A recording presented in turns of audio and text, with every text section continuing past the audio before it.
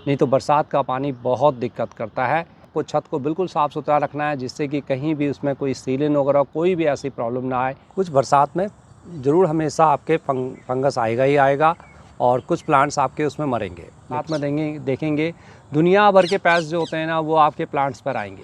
Hello दोस्तों, कैसे हैं आप? आशा करता हूं कि आपकी गार्डनिंग भी अच्छी हो रही होगी। भारत के ज़्यादातर राज्यों में इस वक्त बहुत अच्छी गर्मी चल रही है। बहुत भयंकर तो मैं नहीं कहूँगा क्योंकि कई स्टेट्स ऐसे हैं जहाँ बहुत ज़्यादा है, लेकिन कुछ स्टेट्स ऐसे हैं जहाँ लगातार अच्छी हवा चल रही है और बारिश भी आ रही है। दिल्ली, एनसीआर, हरियाणा, पंजाब, इनकी अगर हम बात करें तो पिछले काफ़ी दिनों से मौसम ठीक ठीक बना हुआ है। 40 डिग्री के आसपास में है, 40-42। अभी वो 45-46 तक नहीं गया है। तेज़ बारिशें होंगी और ये अपनी अडेनियम ग्रोथ की ओर जाएंगे। तो अडेनियम को हमें अब बारिश में किस प्रकार से बचाएं, ये वीडियो मैं आपके साथ ज़रूर एक लेके आऊँगा। आप उस वीडियो को भी ज़रूर ध्यान से देखना। आज का टॉपिक हमारा कुछ डिफरेंट है दोस्तों। आज मैं एडेनियम की बात नहीं करने जा रहा हूँ। आज मैं अपने जनरल प्लांट्स की बात करने जा रहा हूँ, अपने पूरे गार्डन की बात करने जा रहा हूँ। तो अब हमें कुछ मानसून की तैयारी अपने प्लांट्स की कर लेनी चाहिए। क्या करना है, क्या नहीं करना है, इस वीडियो को मैं आपके साथ ये सारी इन्फॉर्मेशन लेके आया हूँ। कुछ वेजिटेबल्स की तैयारी आप कर लें क्योंकि अभी मानसून का सीज़न जब आने वाला होगा, यानी कि वर्षा ऋतु का सीज़न आने वाला होगा, तो हमारे कुछ वेजिटेबल ग्रोथ बहुत अच्छी होती है। जैसे घिया, तोरी, कद्दू, करेला, ये सारी जो बेल वर्गीय सब्जी होती है तो सब हम लगाते ही हैं। आपने भी ट्राई करना है इस बारी। आपके पास ग्रो बैग नहीं है तो कट्टे ले लीजिए, बस 30-40 किलो मिट्टी इकट्ठी करिए। मैंने एक वीडियो अभी आपके साथ शेयर की है कि उसके लिए हम कैसे मिट्टी बनाएं, कैसे खाद बनाएं, वो मैंने पूरी डिटेल में आपको साथ बनाने की कोशिश की है। और एक वीडियो और अभी मैं लेके आऊँगा इसके बाद दोस्तों, जिसमें मैं बताऊंगा कि हर सब्जी की अपनी क्या क्या रिक्वायरमेंट है। तो चैनल को सब्सक्राइब कर ले दोस्तों। तो दोस्तों, अगर आपको वीडियो पसंद आती है तो आप उसको लाइक ज़रूर करा करें, और अगर आप लाइक करते हैं तो हमारा भी हौसला बढ़ता है। हम भी अच्छी तरह से वीडियो बनाने के लिए थोड़ा सा तत्पर होते हैं। दोस्तों के साथ भी शेयर करना और कोशिश करना कि इस वीडियो को डाउनलोड करते हुए अगले मानसून सीजन के लिए अपने गार्डन को इसी प्रकार से आपने तैयार करना है। कुछ कमेंट्स आपके हों तो आप ज़रूर मेरे को लिखिए, और कुछ भी चीज़ें समझ में नहीं आती है तो आप मेरे से पूछिए, मैं उनका आंसर आपको देता रहता हूँ। तो आइए बिना देरी के अब शुरू करते हैं। तो दोस्तों, सबसे पहले हमें ध्यान रखना है ड्रेनेज सिस्टम का। अपने हर पॉट को आपने चेक करना है, और जितने भी बड़े पॉट हों चाहे छोटे पॉट हों, सब में इस प्रकार से देखना है कि वहाँ पानी कहीं अटक तो नहीं रहा। अब ये प्लांट देखिए, ये एडेनियम का प्लांट है मेरा। इसकी सॉइल बहुत ज़्यादा पोरस है। अगर मैं इसमें पानी डालता हूं तो विदिन हाफ मिनट के अंदर ये पानी पूरा नीचे निकल जाना चाहिए। अगर ऐसा आपका पॉट है तो आपको डरने की कोई भी आवश्यकता नहीं है। इसी प्रकार से कोई दूसरा प्लांट हो सकता है जिसमें आपने कुछ और फ्लावरिंग प्लांट लगा रखा हो, या कोई ऐसा प्लांट लगा रखा हो, वेजिटेबल का प्लांट हो, या कोई साइट्रस यानी नींबू फल का किसी भी चीज़ का हो। अगर उसमें पानी वहाँ पर 1-1.5 मिनट से ऊपर ज़्यादा अटक रहा है तो आपको उस पर ध्यान देने की आवश्यकता है। तो आप अपने पॉट्स को ड्रेनेज कैसे चेक करेंगे? अब आप इस टाइम पर जो है दोस्तों उसको रिपोर्ट नहीं कर सकते हैं। तो देखिए, सबसे पहले क्या होता है कि आपको पॉट को लेना है और अपने किसी भी कोई भी चीज़ ड्रेनेज वगैरह है साइड से नीचे डालते हुए उसको हल्का हल्का आप हिलाने की कोशिश करें। या दोस्तों क्या करें कि साइड से ना कोई पतली चीज़ लेते हुए, कोई बारीक सी चीज़ लेते हुए इसकी साइड से मिट्टी को थोड़ा सा ढीला करिए, या इस मिट्टी की हल्की सी गुड़ाई कर दीजिए। अब मैं आपको गुड़ाई के लिए बहुत मना करता हूँ, लेकिन यहाँ पर आप थोड़ा सा अपनी मिट्टी को ना लूज़ करेंगे। बरसात के अंदर क्या होता है कि आपको मिट्टी अपनी लूज़ रखनी पड़ेगी। मैंने आपको गर्मियों के लिए मल्चिंग बताया हुआ है और मेरी हर प्लांट में थोड़ा थोड़ा मल्चिंग चल रही है। अगर आप मल्चिंग करते हैं तो इससे क्या होगा, आपकी मिट्टी जो अब आगे बनेगी ना वो भुरभुरी बनेगी, बड़ी अच्छी मिट्टी बनेगी। और मेरी मिट्टी तो हमेशा भुरभुरी रहती है क्योंकि मैं हमेशा हर बारी हर सीज़न में ही लगभग मल्चिंग करता रहता हूँ। सर्दियों में मल्चिंग करता हूँ, गर्मियों में तो मैंने आपके साथ शेयर किया हुआ ही है। बरसात में भी कहीं कहीं पर आपको मैं दिखाऊंगा कि मैं भी मल्चिंग करता हूं करके। तो अभी अगर आप मल्चिंग की हुई है तो इसकी मिट्टी भुरभुरी बनेगी। फिर मिट्टी ऐसी नहीं बनेगी कि आप उंगली डालेंगे और मिट्टी आपकी नहीं निकलेगी। मिट्टी ऐसे ही होनी चाहिए। अगर आपकी ऐसी मिट्टी है, आपको गुड़ाई की आवश्यकता बार बार नहीं पड़ती है, बिल्कुल भी करने की आवश्यकता ही नहीं है। सिर्फ वीड्स वगैरह जब आती है उनको निकाल लीजिए या हल्की हल्की गुड़ाई करते हुए उनको हटा दीजिए, जैसे भी आप उचित समझते हैं। लेकिन हाँ, अगर मिट्टी आपकी टाइट है तो आपको पॉट्स के चारों ओर हल्की हल्की गुड़ाई करते हुए मिट्टी को ढीला करना है। उसमें कहीं से भी आपने काई को नहीं बनने देना है।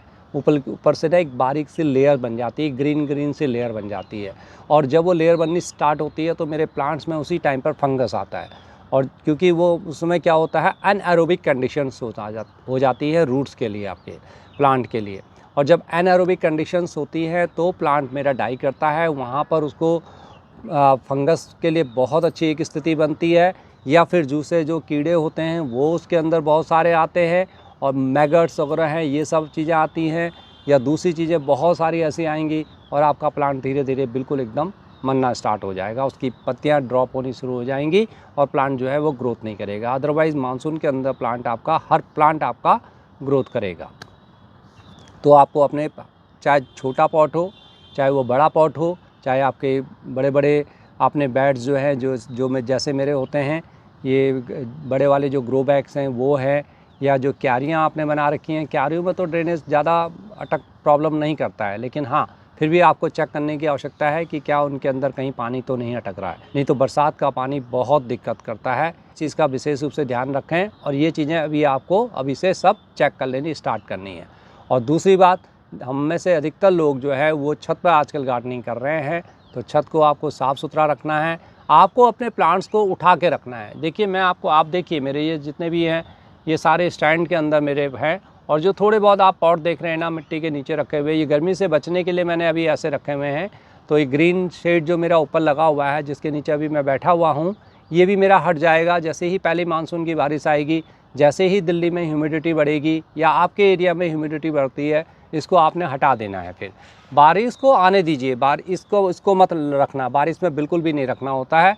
तो बस 15-20 दिन इसको और लगा के हमने रखना है, उसके बाद इन सबको हटा देना है, क्योंकि उस बारिश के बाद धूप भी बहुत अच्छी ज़रूरत होती है। अदरवाइज़ क्या होता है, मॉइस्चर बहुत ज़्यादा रहता है और आपके प्लांट गलने शुरू हो जाते हैं। तो आपको इसको बिल्कुल साफ़ सुथरा रखना है, जिससे कि कहीं भी उसमें कोई सीलन वगैरह कोई भी ऐसी प्रॉब्लम ना आए, चाहे अडेनियम हो या दूसरे प्लांट्स हो। अब आपको अपनी पानी की प्रैक्टिस को चेंज करना होगा। सो एडजस्ट योर वाटरिंग हैबिट्स। जो भी आपने अपनी जितनी भी पानी डालने की आपकी आदत है, पाइप लेके लंबा समय आप देते रहते हैं बिना ये देखे हुए कि प्लांट को उसकी रिक्वायरमेंट है या नहीं है। अगर बरसात के सीज़न में भी अगर आप ऐसे करेंगे तो आपके आधे से ज़्यादा प्लांट मरने वाले हैं, उसमें एडेनियम भी शामिल है दोस्तों।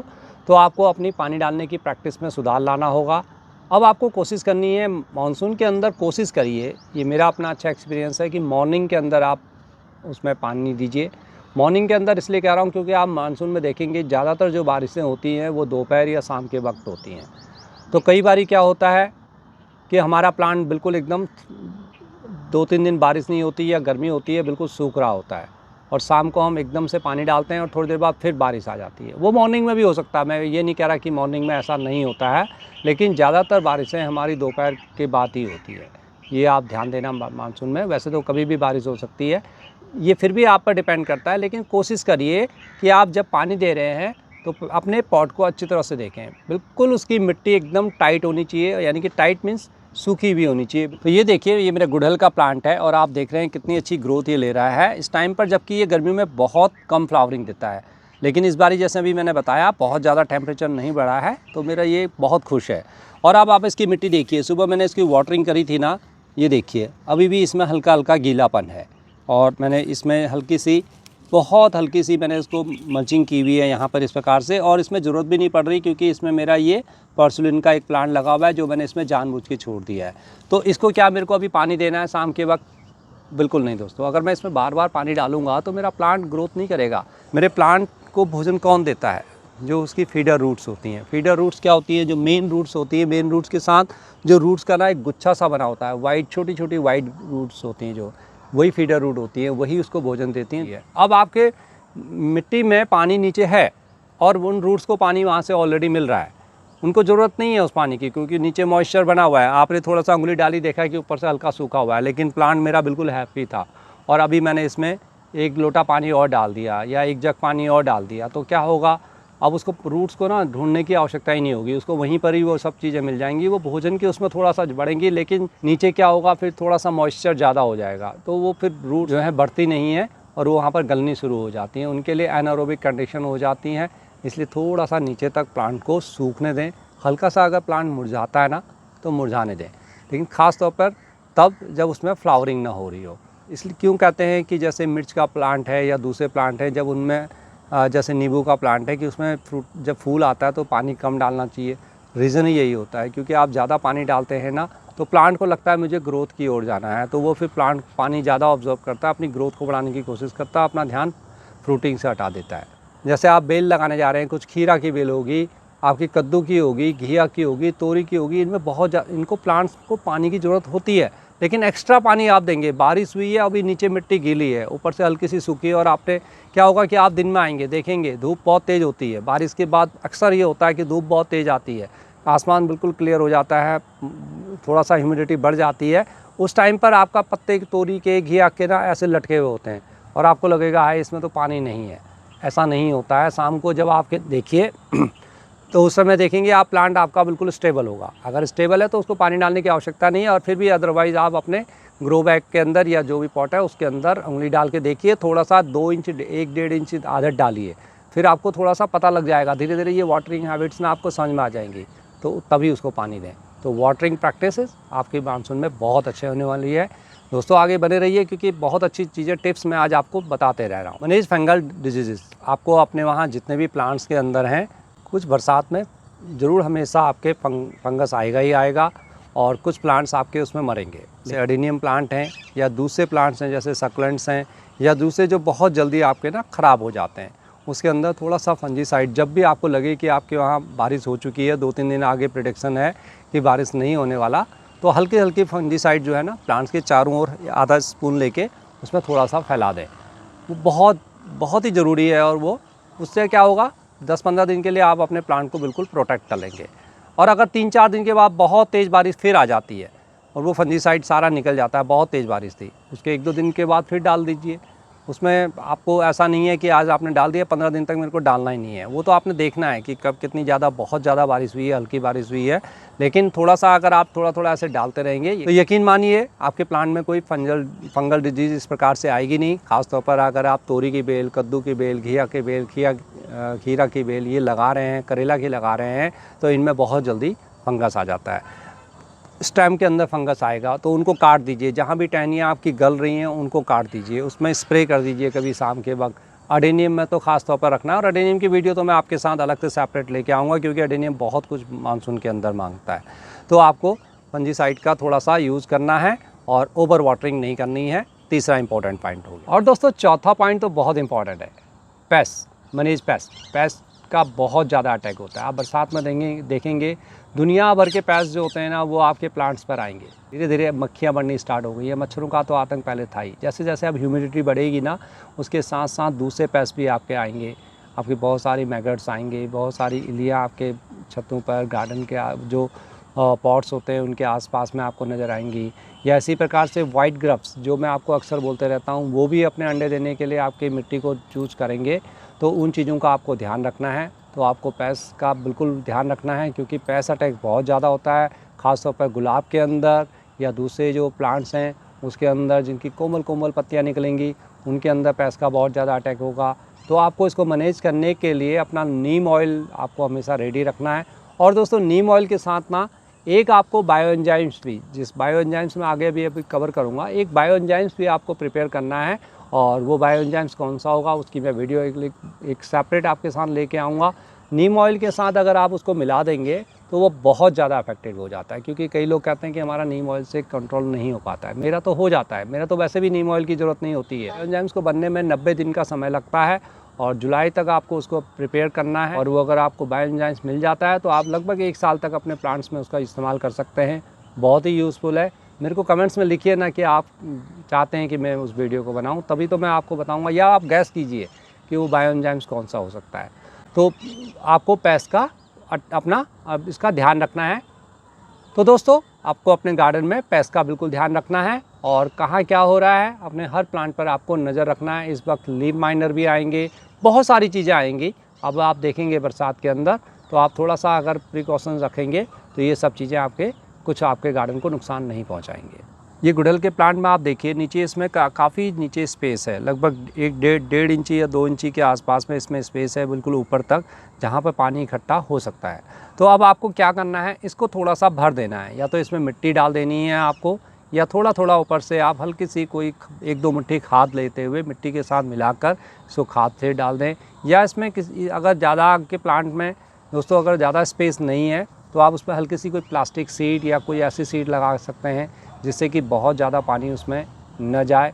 आप उसको शेड में रख सकते हैं इन प्लांट्स को, जहाँ पर ज़्यादा पानी उनको ना मिले और प्लांट्स बिल्कुल मरे ना। हालांकि बरसात का पानी हर प्लांट के लिए बहुत आवश्यक होता है, लेकिन जहाँ बहुत ज़्यादा बारिश होती है ना, लगातार 3-3 दिन तक बारिश होती है या लगातार हर दूसरे तीसरे दिन बारिश हो रही हो, तो कई बार हमें अपने प्लांट को प्रोटेक्ट करना पड़ता है। ये बहुत नाजुक होते हैं हमारे प्लांट, पूरे साल भर की मेहनत इनकी, 2-2 साल की मेहनत हमारे साथ इनकी होती है, और हम नहीं चाहते कि थोड़ा सा बारिश में, थोड़ा सा हमारी बेवकूफ़ी की वजह से या थोड़ा सा हमारी नेग्लिजेंस की वजह से ये प्लांट मर जाए। तो आपको इनको शेल्टर में प्रोवाइड करना है। और हाँ दोस्तों, आपके इंडोर प्लांट्स जो अंदर रखे हुए हैं ना, उनमें से कुछ प्लांट्स ऐसे होंगे जैसे एरिका पाम है, आपका एरिकेरिया है, या दूसरे और भी प्लांट्स हैं, उनको 1-2 बारिश का पानी ना लगने दें। उनको बारिश का पानी में लाइए जब अच्छी बारिश हो रही हो। पहली बारिश को छोड़ के पहली बारिश में भी ले आएंगे तो वो बारिश भी बहुत अच्छी होती है। तो कोशिश करिए उनको दूसरी या तीसरी बारिश के अंदर आप लाइए और उनको थोड़ा सा उसका पानी लगने दीजिए। आप देखेंगे उनके अंदर भी बहुत अच्छी सी ग्रोथ होने लगेगी। ये टाइम अब प्लांट के ग्रोथ का है। जहाँ भी ग्रोथ नहीं हो रही हो ना, तो उनको बारिश में रखें। आप देखेंगे कि आपके प्लांट में बहुत अच्छी ग्रोथ हो रही है। जितने भी आपने मल्चिंग वगैरह की हुई है, मोटी मोटी पत्थर रखे हुए हैं, ये रखे हुए हैं, आपको ये सब पहले तो हटा लेने हैं और आपने सारे प्लांट की सफाई करनी है, वीड्स वगैरह सब निकाल देना है जैसे मैंने बताया, और थोड़ा सा गुड़ाई ज़रूर करनी है। तो इस प्रकार से आपके प्लांट को कोई नुकसान नहीं होगा। एक बहुत बड़ी समस्या आती है अगर हम इस वक्त किचन कंपोस्ट तैयार करते हैं। जी हाँ, अगर हम कंपोजिंग करते हैं और बरसात के टाइम में ना, आप देखेंगे उसके अंदर बहुत ज़्यादा ह्यूमिडिटी बनी रहती है। आपका जो कंपोज है ना, वो ज़्यादातर जो जैसे 50-60 दिन का टाइम लेता है, वो उससे ज़्यादा कहीं 3-3 महीने तक ले लेता है, क्योंकि उसमें पानी मॉइस्चर बहुत रहता है। और साथ में क्या हो जाता है, कई बार उसमें एनारोबिक कंडीशंस हो जाती है।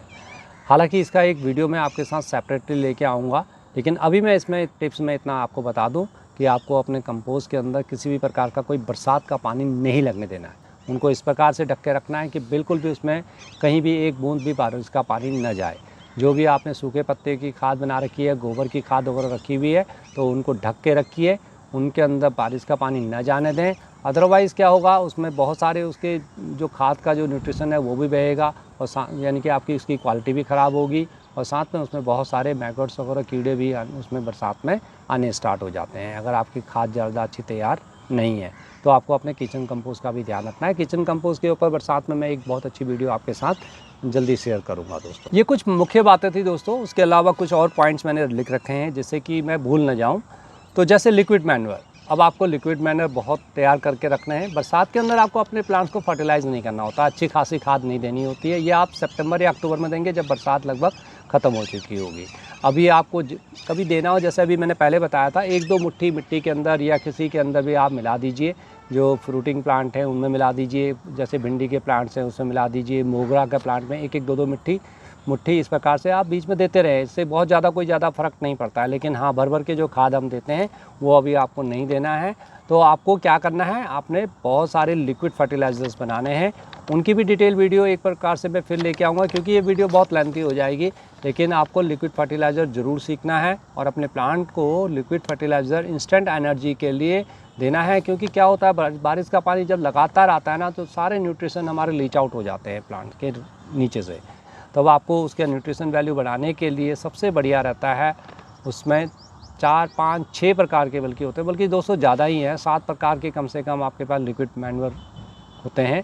उनमें से आप किसी भी 2-3 को अल्टरनेटिवली यूज़ कर सकते हैं 8 से 10 दिन में। हफ्ते में एक बार ही संडे टू संडे बना लीजिए और उनको इस्तेमाल करते रहिए। हर प्लांट के में उसको थोड़ा थोड़ा डालिए। उसके लिए एक डिटेल वीडियो मैं आपके साथ लेके आऊँगा और बताऊँगा कि आपको ऐसे बनाना है, उसी चीज़ को आप फॉलो करते रहिए। तो दोस्तों, अगला है आपको रेन वाटर हार्वेस्टिंग। अब आप कहेंगे रेन वाटर हार्वेस्टिंग हमारी छत पर कैसे हो सकती है, जैसे मैं करता हूँ। आपको थोड़ा सा भी कहीं से भी कुछ पाइप से या कहीं से भी कुछ बारिश का पानी मिलता है, बड़े बड़े टब मिलते हैं, उनको रख लीजिए। 20 लीटर, 30 लीटर, 50 लीटर, मैं तो करीब 100-150 लीटर पानी इकट्ठा कर लेता हूँ और अपने गार्डन का इस्तेमाल करता हूँ। बाद में जब बारिश नहीं होती है, लंबा पीरियड हो जाता है, तो अपने पौधों में उसको दे देता हूँ।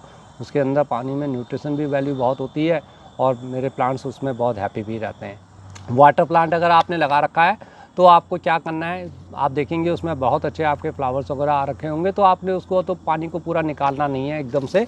तो आप क्या करें, एक पाइप लगा दीजिए उसमें 10-15 मिनट तक और उसको ओवरफ्लो होने दीजिए पानी को। उससे क्या होगा, ओवरफ्लो होने के बाद उस पानी को कहीं किसी ऐसी जगह रख लीजिए जहाँ से ओवरफ्लो होकर उसको आप इकट्ठे कर सकते हैं। तो उससे उसका जो पानी, जो पुराना पानी था ना, वो सारा लीच आउट बाहर निकल जाएगा। या कोशिश करिए उसको किसी तरीके से उस पानी को आप चेंज कर सकें।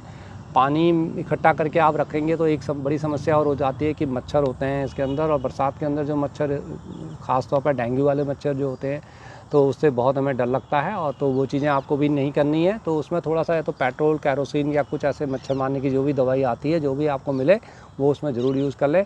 अदरवाइज़ आपको पानी कहीं भी अपने गार्डन में इकट्ठा होके रखना नहीं है। जो पानी मैं इकट्ठा करता हूँ ना, उसको मैं हमेशा ढक के रखता हूँ। इस चीज़ का आप ध्यान रखें। तो अपने गार्डन के जो टूल्स हैं उनको भी आपने साफ़ करके रखना है, क्योंकि आपको इस वक्त हल्की प्रूनिंग करनी होगी। हल्की प्रूनिंग, मैं ना इस बारे में भी एक वीडियो आपके साथ बहुत लेके आऊँगा, क्योंकि प्रूनिंग बहुत आवश्यकता है बरसात में। लेकिन हार्ड प्रूनिंग नहीं होती है। हार्ड प्रूनिंग हम सिर्फ फरवरी और अक्टूबर में करते हैं। लेकिन आपको हर प्लांट की लगभग लाइट प्रूनिंग करनी होती है, जिससे कि उनका ग्रोथ अच्छे हो। आपके प्लांट अगर टेंगल हो रहे हैं, एक दूसरे को काट रहे हैं इस प्रकार से, तो वो भी आपको प्रूनिंग करनी होती है। प्रूनिंग की एक बहुत अच्छी वीडियो मैं लेके आऊँगा, क्योंकि प्रूनिंग इसलिए भी ज़रूरी होती है दोस्तों। अगर आप प्रूनिंग नहीं करेंगे ना, तो एयर स्पेस, उनको एयर नहीं मिल पाएगा प्लांट के बीच में से जाने का। अब आप ये देखिए, मेरे अगर इस प्लांट के अंदर ना एयर स्पेस नहीं बना होगा ना, ये देखिए मैं हाथ ये डाल रहा हूँ, देखिए चारों तरफ से ये मेरा प्लांट खुला है। ये प्रूनिंग का फ़ायदा होता है। देखिए मैं इसमें हार्ड प्रूनिंग जब भी करता हूँ तो ये देखिए मेरे हाथ हर जगह से जा रहा है, और इसको मैं फैला के रखता हूँ। कई बार मैं, पता है क्या मैं करता हूँ, जब ये प्लांट मेरे इस प्रकार से पास हो जाते हैं ना, मैं क्या करता हूँ दोस्तों, इसके अंदर इस प्रकार का पत्थर लेता हूँ, इसको टहनी को नीचे ऐसे कर लेता हूँ, तो थोड़ा सा और दूर हो जाता है। तो ये एयर जो है ना, एयर का फ्लो जो है हमेशा प्लांट में बना रहना चाहिए। प्लांट आपका एक साथ नहीं होना चाहिए, ये ध्यान रखिए।